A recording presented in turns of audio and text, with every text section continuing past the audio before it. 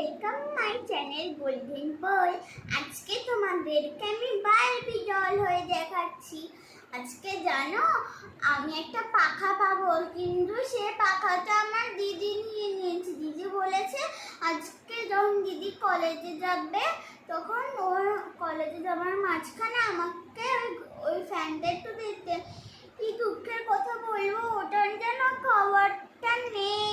তাহলে আমি মাকে ডেকে ওই ফ্যানটা তো অন্তত পক্ষ পাবো, সেটা নেই। ও মা, কি আমাকে ওই ফ্যানটা দাও না, যেটা দিদি দিতে বলেছিল।